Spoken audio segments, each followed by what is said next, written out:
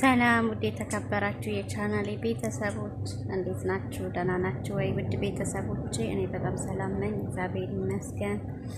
እንኳን ለስቅለት ለጌታችን ለመድኃኒታችን ለኢየሱስ ክርስቶስ ስቅለተ በዓል በሰላም አደረሳችሁ። ውድ ቤተሰቦቼ እኛ ጋር ይውላችሁ እንደዚህ ነው ዝናቡ፣ በጣም ዝናብ አለ እና የሚገርማችሁ ነገር ማለት ነው ነገር የገረመኝ ነገር ልንገራችሁ ውድ ቤተሰብ።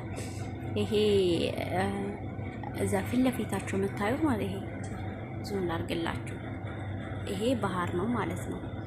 እና ዝናቡ ምን ጊዜም ሲዘንብ ማለት ነው በዛ አካባቢ ነው በጣም የሚጠቁረው፣ በጣም ጥቁር ይልና እንትን ይላል።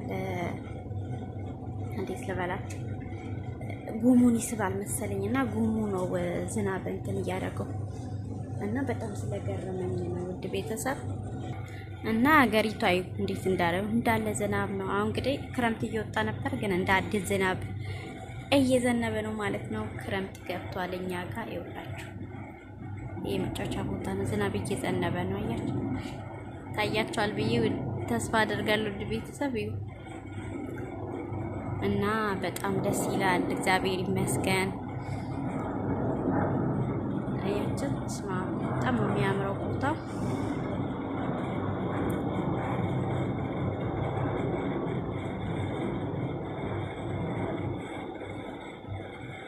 በጣም ነው እንትን የሚለው እና በጣም ደስ ይላል። እግዚአብሔር የተመሰገነ ይሁን።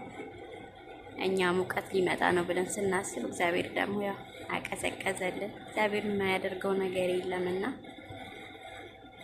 በጣም ደስ ብሎኛል ማለት ነው ዝናብ ስለዘነበ። ያው ዝናብ እንደ አምና ግን በጣም ብዙ በረዶ የለም ዘንድሮ በረዶ የለም።